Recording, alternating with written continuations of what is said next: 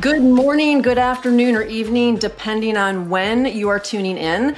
And welcome to this hot off the presses episode of the Modern Firm Podcast. I am your guest moderator, Dr. Kristy Short. Yes, for the fourth time, I am moderating, and I am totally digging this gig. I'm having so much fun.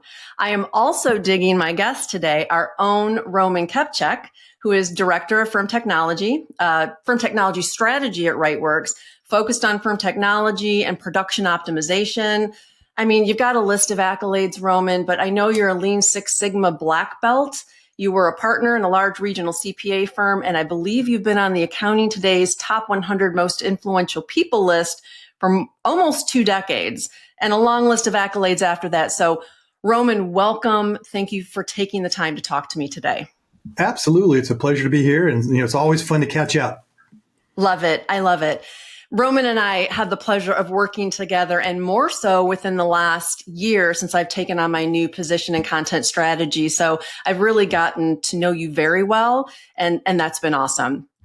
I will say I am so revved up about the topic for discussion today because it's a divergence from our typical format in that we are going today to be delving into the psychology behind the technology purchase process.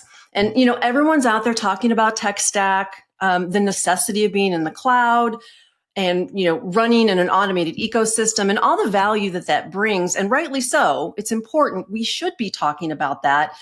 But what I haven't heard much about is any insight into the psychology behind decision making, because these are big purchases.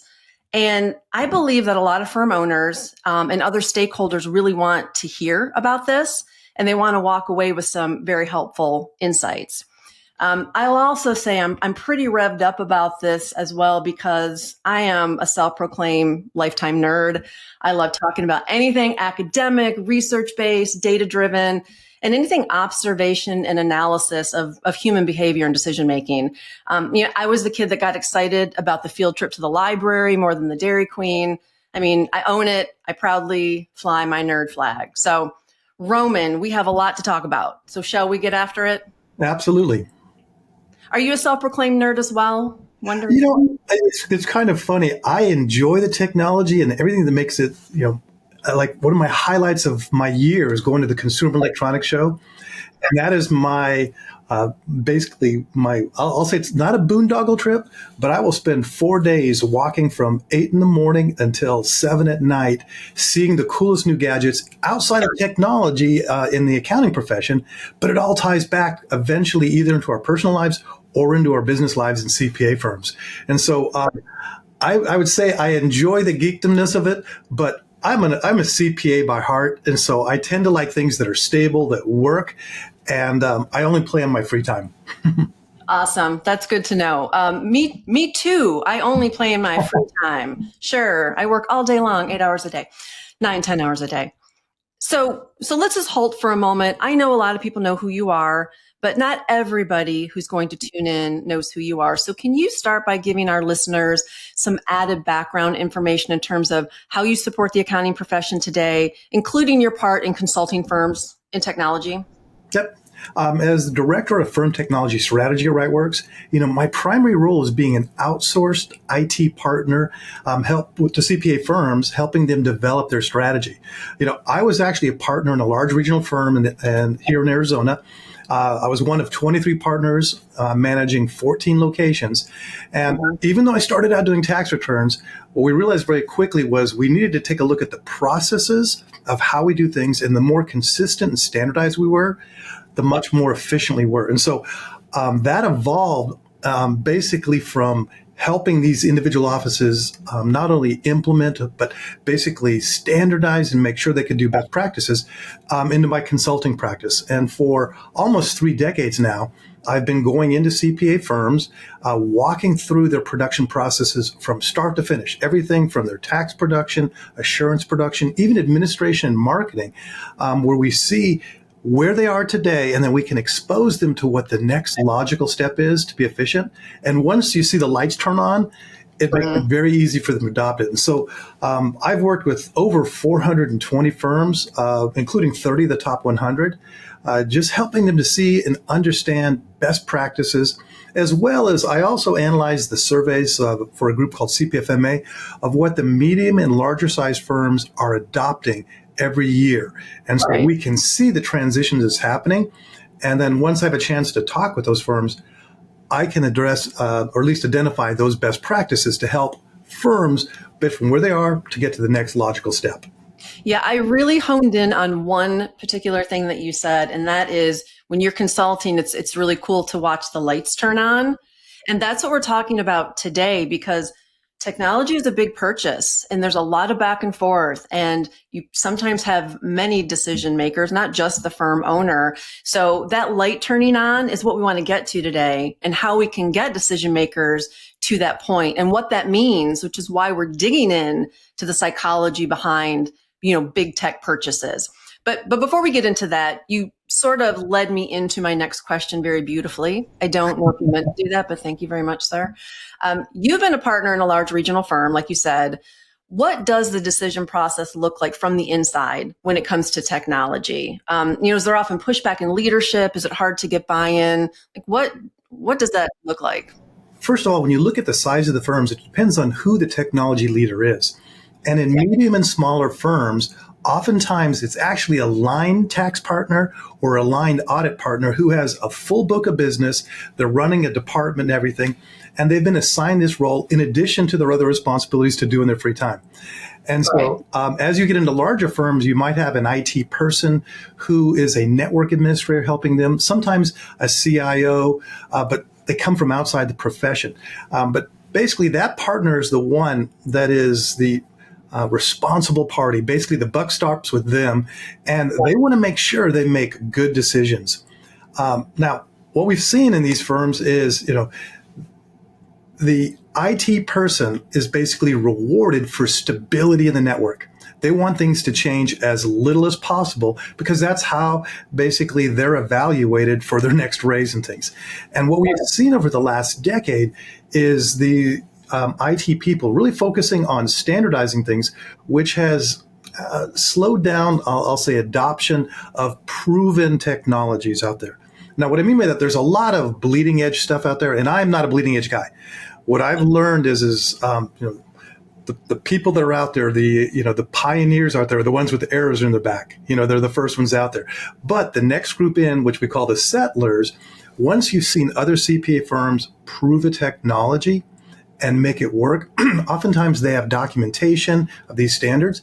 And then it's much easier for me as a partner firm to adopt a proven technology as opposed to something that's bleeding edge. And so when we talk with our IT people, we've got to find that middle ground, whereas what are the things we should do today that are stable and work and help us out? So above all this, again, is that partner you mentioned who's in charge, is reliable. And so they often have relied on this IT person for making decisions. And because they're rewarded in that stability, they usually they definitely don't push the bleeding edge, but oftentimes they don't want to push the stable edge either because everything works. And honestly, the partner who's tax and audit, he likes the way things are. They want to, or she doesn't like the way they are. They don't want to change too much. So it's just easier to kind of go with the status quo. Yeah, you keep mentioning the IT people within these firms. And I know that you work with a lot of large firms. My experience is I've worked with hundreds of firms, but they're all smaller firms. So I'd say 5 to 35 is my sweet spot. A lot of those firms, and I'm asking this because a lot of the listeners are going to be in that size range, they don't have dedicated IT people on staff, right? So they're probably thinking like, well, what do I do? Have you consulted with smaller firms that don't have that dedicated person on staff? Yeah, what we tend to see is they hire locally someone who might have originally set up their network, maybe does their wireless routers, does the configuration, kind of connect stuff for them. They've trusted this person for years. It's out there. But in most cases, that person works in other industries. And so accounting firms may be just one of their type of clients. and they may not be in as tuned to like our busy season requirements. The importance of a printer scanner between March 15th and April 15th is critical. Year-end payroll processing, month-end payroll processing, these things are mission critical. And so when you have a part-time IT person, they're dealing with a lot of other clients, and basically you're in the queue for that. And so you get the time when you get it, but they don't understand what's happening in the future of the profession. They don't understand the security requirements that we have to go through, that we're dealing with PI and all that. And so we tend to see those smaller firms at risk, as well as the partner who's in charge of it being at risk of not being in compliance with what things are happening. Right, because they're just trying to keep up the best they can. And they're just trying to get really to a status quo state, know that they're as safe as they can be, and because they just can't keep up with all of the regulations and all the new cyber threats. I mean, it's a lot of work, as you know. And we see in the large firms, the enterprise teams, they have a bunch of people who also use external resources that are specialists and do it, again, at an enterprise level. What I mean by that is like a Fortune 500, Fortune 1000 level.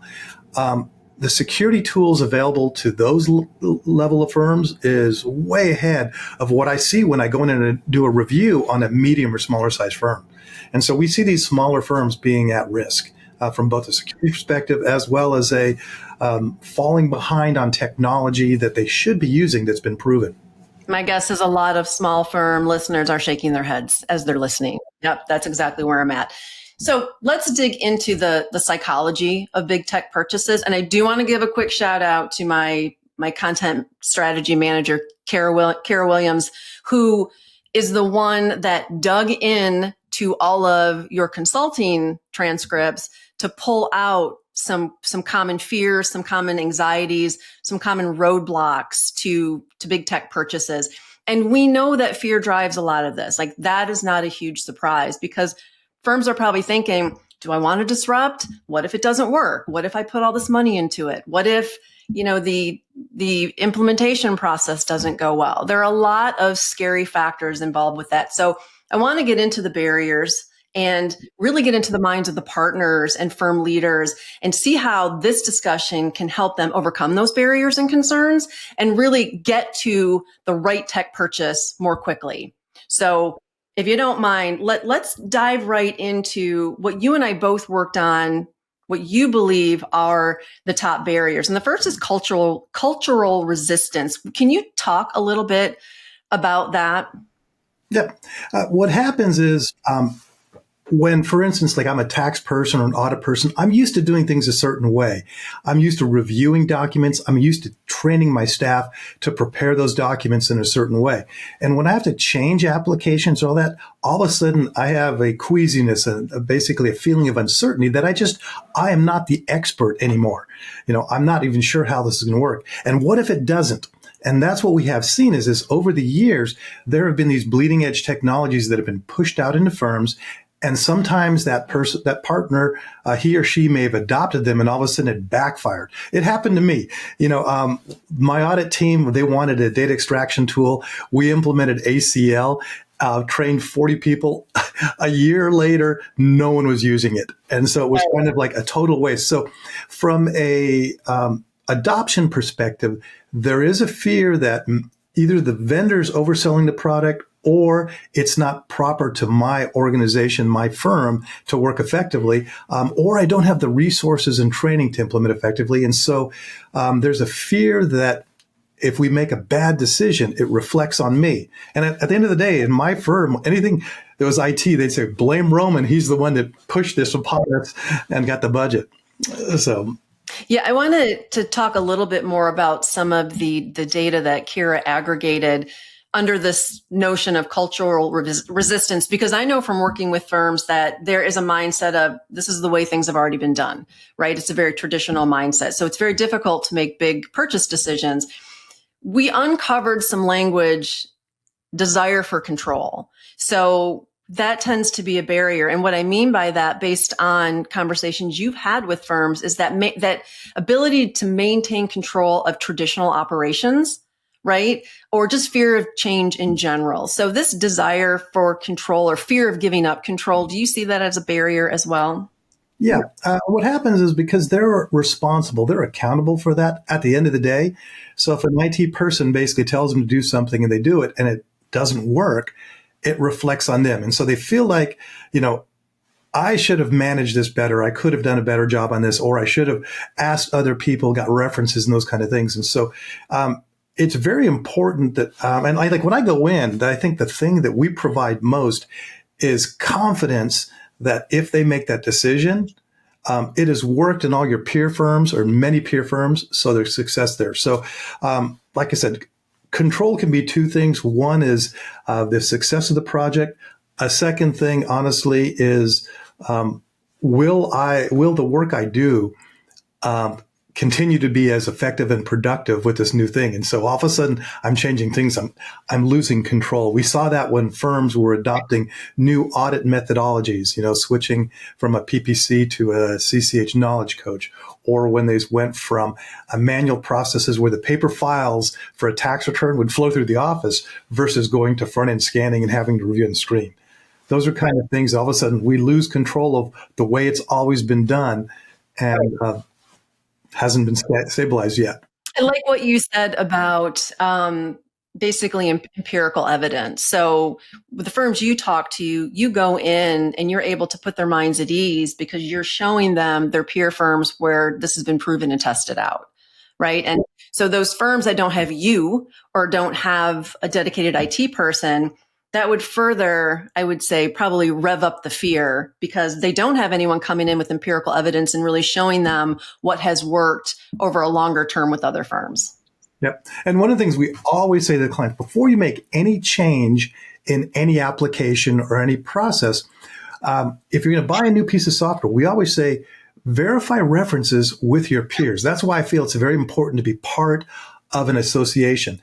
And my reference rule is you need to talk to at least two firms, preferably three, who have used the product that you're considering and paid for it. Because a lot of times you see references out there from the major vendors, and then you find out that reference resource for that vendor didn't pay for the software, they didn't pay for the implementation, they didn't have to roll over, basically, so they were getting a different deal than any of us would get when we're buying into it.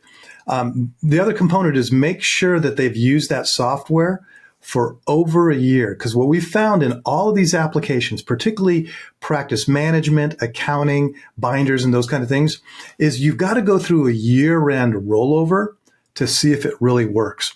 So generally, if you talk to two vendors who've used the product and paid for it for more than a year, you're going to get a valid reference that you can rely on. And then also, when you get into like bottlenecks, you can actually inquire that firm because you've already made a soft touch with them. How did you solve this problem? Or are there things you would advise us to do before we implement this technology change? Yeah, the advice to reach out to your peer firms is just a really good point because who better to give you a truly unbiased, honest opinion of a piece of software than one of your peer firms, right? Like it's the same thing with online reviews. I don't even know these people, but I trust online reviews more than I trust the company telling me that they're so great. So that's absolutely really great advice. And I also like the advice. I just want to recap this is make sure you use it for at least a year. Like, right, you roll over and you've got a full year to see whether it's really working or not. And not only use it for a year, make sure you're tracking your progress for that year so you have some basis for measurement. Absolutely. Absolutely. Yeah.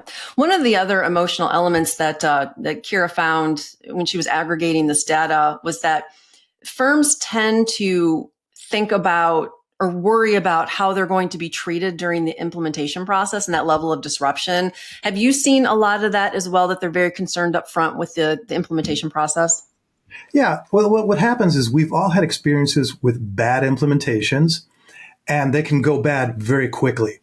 And I've seen, for instance, some huge Salesforce implementations for CRM that never got fully installed. And so what happened is we spent a ton of time, a ton of money training people, and it never worked as it was expected to do that. So we have this fear of doing it wrong. And so when I have good implementations, what we've always seen is they were well vetted, that was out there. They implemented it in a pilot program customized to the way the firm works.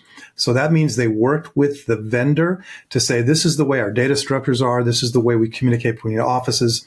This is the way data moves in our organization.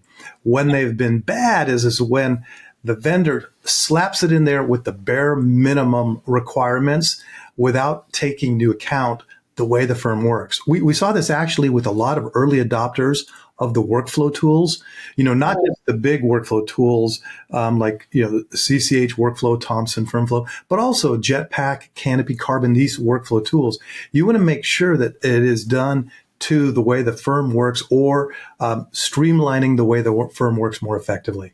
So very important to work with a good vendor, a vendor that understands your industry and a vendor that has years of expertise in implementing the technology and to a degree, a somewhat frictionless implementation. Yeah. They've done it before and they've worked through the common problems that happen. And the reality that accounting firms are very different than a lot of other industries. We have a level of sophistication because we have tax processes that happen with extreme, like I say, periods where we're just jammed between the March 15th, April 15th, September 15th, October 15th. We have month ends with different applications. We have CAS, client accounting and advisory services. And so we have all these things going on, and it needs someone who understands our business to make sure that we can take those items into account. And understands the critical nature of having the right tech stack in place so that you are not interrupted, especially when we're talking about something like CAS, for example, client advisory services, knowing the level of integration with the clients in that product, knowing the depth of the knowledge that's required, and realizing that you really have to have an automated ecosystem for that service to run smoothly and to be profitable and efficient. Everything needs to be, when we used to talk about during COVID, collaborating with our employees who are now sent home or remote. And we saw now the hybrid office is kind of standard out there. Well, another thing that happened during that period was we had to be able to collaborate with our clients and partners as well in a secure, protected environment. And so it's basically everything has to be digital, working all together. So let's move on to a hot topic, cost concerns. We know CPA firms watch that bottom line very closely. So can you talk a little bit about the hesitation around cost with firms? Well, that is the one thing all the partners understand and they're good at because they do it all the time. Even the tax or the audit partner who's in charge of IT understands the cost. And so we have to be very cognizant of that. And what I've always said to my firms is you need to have a proven ROI of less than a year before you recommend something, preferably less than 6 months. Because if it's longer than a year, what we find in many cases is other partners who don't want to spend the money. Maybe they're close to retirement. Maybe their compensation's based on their productivity. So they don't want as much change. They don't want any change at all. So those people will actually delay any type of approval of a cost for a new SAN or a new remote access solution, just because it's they don't have to change anything and they make more money up front, or at least in the short run, they make more money that's out there. So, like I said, I think the key takeaway there is if you can't see an obvious ROI on a technology, those people will make you get additional references. They'll tell you a bad story of a review they found in some squirrel hole somewhere. And then they'll create doubt and uncertainty just so they don't have to change. Right. I've heard it before. Just want to get a little bit more into the emotion and anxiety around cost. I think a lot of firms, and this was proven in the data that Kira pulled together as well, that the cost, will the cost slow down the growth of my firm? Like, is it going to hit me so hard that it's going to affect how my firm scales? Or is the cost that I'm putting into this, is it going to support scale? Like, as my needs grow, I've got to grow this tech stack. So is there a lot of talk around that? Like if the software can grow with the company? Yeah, well, what happens we tend to see is organizations, small firms that have their own servers, their own infrastructure, tend to make a very large payment about every 6 years to buy a new server. The IT person installs all the software. Oftentimes they keep the old one going just to see what they roll up and all that. But it's a very big expense at one time, and then they actually extend it usually 2 more years before they make a big, and so it stops them from adopting proven current technology. We saw this during COVID. A lot of firms, when they had to go remote quickly, they implemented Microsoft's RAS, remote accounting services, remote desktop services. And the FBI did study after study and found that 70 to 80% of breaches happened through those services because it was quick and dirty. And so, Did I hear that right? 70 to 80%? yes, wow. 70 to 80%, depending on which survey you looked at from the FBI, and that's a well-known statistic, it was caused because of this remote access services, RAS or RDS, remote desktop services. And so, what we saw was, firms made short-term cost decisions, did the bare minimum, and then they were penalized for it. So that's why we really promote going to enterprise class level solutions. So even a small or medium firm can hire a managed security provider to analyze and do this, but they don't because they're not aware of it. Their IT person can't get the approval for it, and the partners don't want to spend the money. Right. So we know cost is a big one. I want to move on to the next big barrier, which is risk aversion. And that's a pretty general term. In a nutshell, it's fear of the unknown, whether that's, am I going to do this for nothing? Is it going to cause too much disruption? Is the cost going to outweigh the ROI? Can you talk a little bit more in depth about the questions that you get that reflect a pretty strong risk aversion? Yep. Well, when we talk about, any change in general, that is what, is that uncertainty. And what we tend to see is that in two groups, the senior management, everyone from the seniors and managers up to the partners, to those that are close to retiring, they don't want to change because they know it's going to impact their individual productivity. At the other end of the spectrum, I look at a lot of the firms when I go through the client accounting advisory services group, the bookkeepers, the traditional people doing payroll services, they are very mechanical. They know exactly what they need to do. They know if the results are right and all that. And when the client asks, they know the answer that's out there. And so when there's a change there, all of a sudden they're in a situation where they don't know that anymore. They don't have the confidence that they're going to be able to do that. And so they fight it. And it's kind of interesting that those two extreme groups, as soon as you implement a new workflow or something like that, they will point out everything that doesn't work the way it used to work. And then they'll actually work behind the scenes to kind of basically, I don't want to say sabotage it, but oftentimes that's what ends up happening is they create the negativism. So that's why when I go into the change component, we always pilot it with a group. And I always ask, okay, who are the seniors, the staff twos who are working this? Because they'll be there, they do the day-to-day work. They understand the way it's done now and the way it could be done in the future. And they're usually the best champions to standardize the process, prove it works before we roll that out to the other extremes. Right. So the fourth category is regulatory changes, right? And regulatory compliance can be complex when implementing new technology. I mean, we're hearing a lot of fear specifically right now around the Written Information Security Plan, the WISP, right? And obviously that's just one small component. So how do firms get past this to ensure compliance when they buy new software? And what are you hearing in terms of regulatory changes being like heavy on firms' minds? Well, as you pointed out, the WISP is a requirement today. It's not a nice to have or anything. The FTC safeguards rule went into effect June this year, and it mandated anybody who transmits a tax return have a written information security plan. You must have one. And that means not only that you need to assign a person the role of being in charge of it, which is usually that tax IT person in the firm, but also they need to have a process in place to make sure that someone is evaluating the security of the firm, they're monitoring impacts, and they're remediating places where there is weak security. There's also requirements for training for security and phishing, but it was those middle three items that when I go into a firm, I'll ask the IT person and the partner, like, how much security training have you received this year? It's usually little or none. How much time do you have dedicated to security? It's little or none. Do you do any external security consulting? And they say, no. Some of our large firms do SOC 2 consulting, so yeah, they're qualified. Well, all of a sudden, the three middle components of that required WISP, they can't meet the requirements of that. And they know that.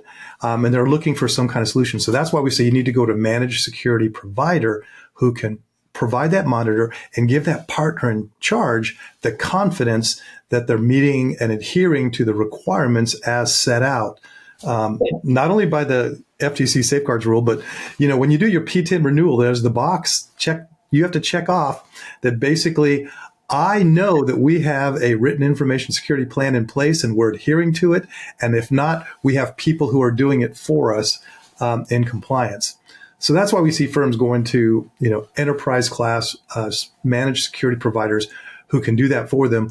And then that IT partner or tax partner oversees it and makes sure it gets done. Yeah, I'm going a little off script here, but the IRS just released their version of the WISP, right? And I'm not going to say anything bad about the IRS. I love the IRS. I love America. But I've heard it's very complex. So they rolled it out, but I don't know that it's going to be all that helpful for firms. What's your take? Yeah, this is the second revision. And you have to remember, the IRS has to deliver guidance basically for everyone. So to fit the needs of the small, medium, large, and extremely large firms, it's got to have the kitchen sink. And that's what we tend to see. It's a very long document, sometimes confusing on what a medium-sized firm has to do versus a small firm versus a large firm that's out there. And so it does seem onerous that's out there. And so one thing Rightworks did is we acquired the number one developer of WISPs for accounting firms. A gentleman named Andrew Lucis created a company called Tech for Accountants, and that's part of the Rightworks stable now. But it is a template that's simplified, and as you fill it out, it actually kind of is customized to your size firm. And then for firms that can't fill it out, we do have a service that actually we will help you fill it out. So that's just everyone needs to have a WISP, and we're seeing it actually being a requirement now of your professional liability insurance carrier. If you want to have any kind of ransomware insurance or cybersecurity insurance, you have to adhere to every component that you said you did in that WISP. Right, right. So if we think about everything we've talked about up until now, all of the things that go through decision makers' minds when it comes to a big tech purchase, it really feels like this can be interpreted as they really need a turnkey security solution. They need a partner they can trust that understands the industry, that understands what they go through, that understands all the tax deadlines, really the ins and outs of a firm. That's really the direction they want to go, because we know that firms, if they don't understand something, they're really good at serving their clients. They're amazing at client advisory services. But things like marketing, things like tech, they'd really prefer to hand that over and get that peace of mind. And that's what I really got from a lot of the transcripts we went through, is that they're just like, give me a turnkey solution that I can trust that this is done and I can move on serving my clients.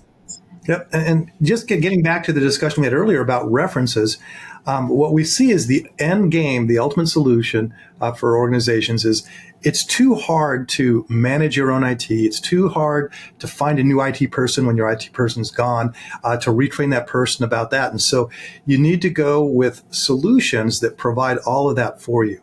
And so what we've seen is being a cloud provider who only works on accounting firms and accounting businesses out there, that we can provide an enterprise level turnkey solution so that you can focus on not only doing your work, but implementing solutions that your peers have proven out there. And so the best way to find out about that is talk to your peers who have transitioned 100% to the cloud.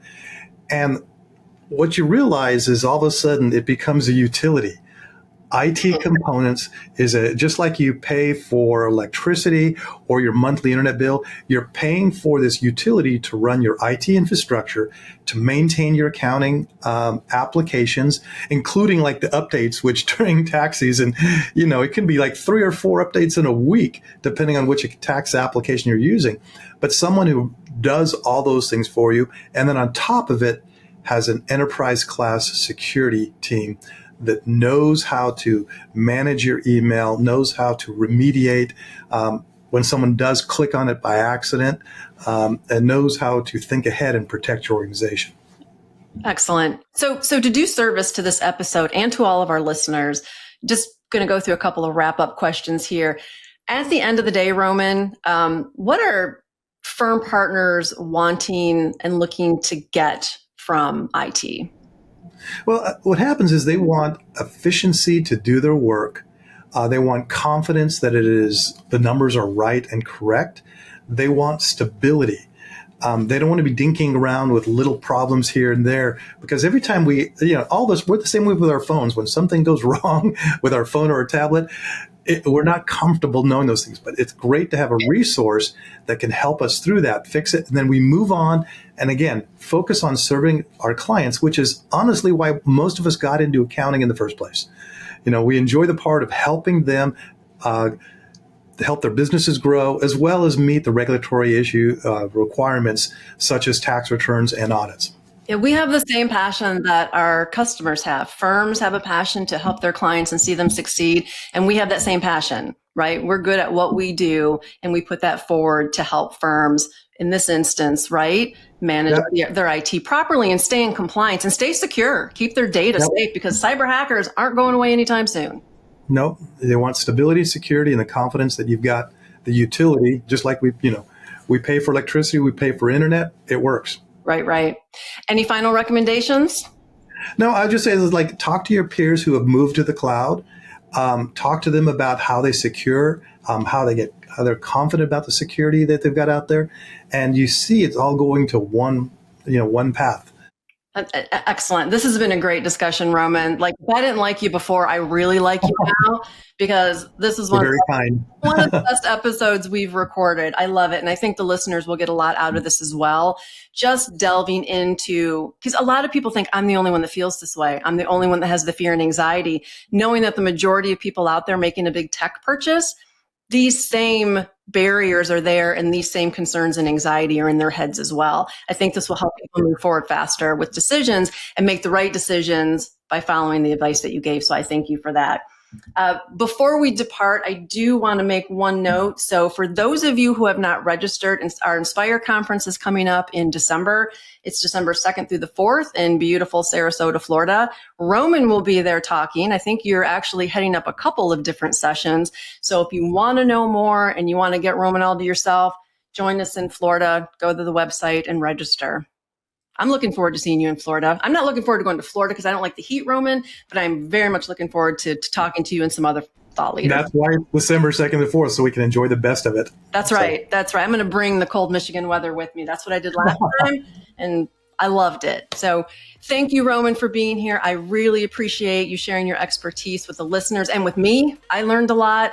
I want to thank the listeners for joining us, and please come back. There's more good stuff to come. We're out.